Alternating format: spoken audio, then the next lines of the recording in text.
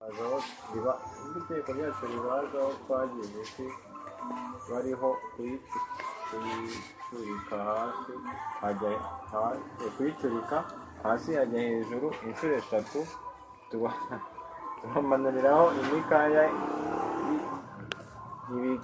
ibikaya by'itaka rikomeye ryo mu muriro.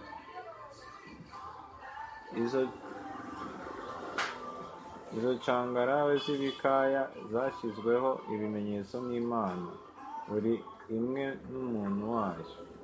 Ibyo bihano ntibiri kure n'abandi nk'abo bakora ibyo byaha.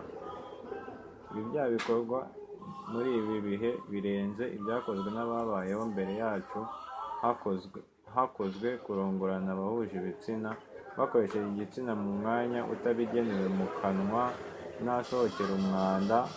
Abakoze ibyo byaha Imana yarabarimbuye mu gihe cya Sodoma na Gomora. Mu by'ukuri Imana yaremye umuntu mu bwenge kugira ngo atandukanye ikibi n'icyiza no kumufasha kuzabaho neza. Asenga Uwiteka Imana yamuremye. Imana yaremye inyamaswa n'ibindi byose biri mu isi. Imana ntiyabiha ubwenge kugira ngo umuntu abiyobore neza atabyangiza. Ariko umuntu iyo yangije ubwenge yahawe n'Imana, Imana iramusuzuguza ikamushyira inyuma y'inyamaswa zitahawe ubwenge.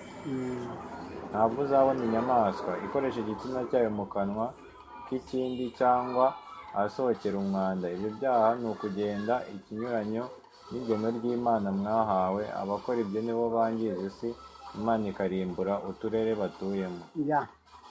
Kwangirika kw'abana bafite byinshi bibangiza bakuraho ingeso mbi z'ibyaha bareba bitemewe kurebwa n'abana, bibangiza mu mitwe yabo no kubatera irari mpuzabitsina. Nibwo ubona abana babyara mu buryo butemewe.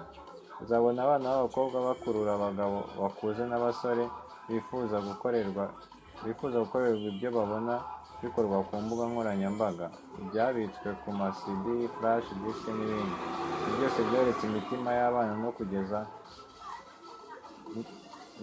y'abana no guteza akavuyo k'imbyaro nyinshi zuzuza abantu mu isi vuba. Ni ingaruka nyinshi z'ibyo mu isi: impfu z'abana bavuka no gukuramo inda. Korani Bani Israeli 31. Kandi ntimuzacike n'abana banyu mutinya ubukene kubarera, kuko nitwe tubaha amafunguro, bo namwe ubwanyu. Mu by'ukuri kubica ni icyaha gikuru. Iyo umugore asambanye akabyara umwana hanyuma akamwica atinya ubukene, uwo aba akoze ibyaha bibiri: yarasambanye kandi yica n'umuntu. Ibyo byaha byombi barabisangiye, umugabo n'umugore, ibihembo n'umuriro. Iyo ibyaha birenze urugero mu isi, Imana irimbura uturere twabereyemo ibibi: imyuzure, imiyaga ikomeye, imitingito y'isi, intambara, ibyorezo, indwara zitagira imiti n'ibindi by'imibereho mibi y'amapfa. Kugira abantu inama mbere y'ibihano by'Imana. U Rwanda narwo rugiye guhanwa se? Uko twahanwe birahagije. Hano bintu bimaze gufata indi ntera. Kuko abashinwa se ko coronavirus igiye kubamara kubera bakora ibihe byaha cy'abashinwa.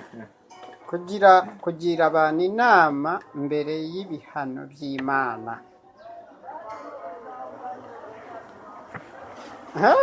Abantu bajye bitonda kandi ntimuzakore ubwangizi bw'isi mu gihe Imana yayitunganyije. Bakora ubwangizi bw'isi kandi Imana mu gihe yo yari yakoze mu korogo yayitunganyije, bo bakahita bica umuti.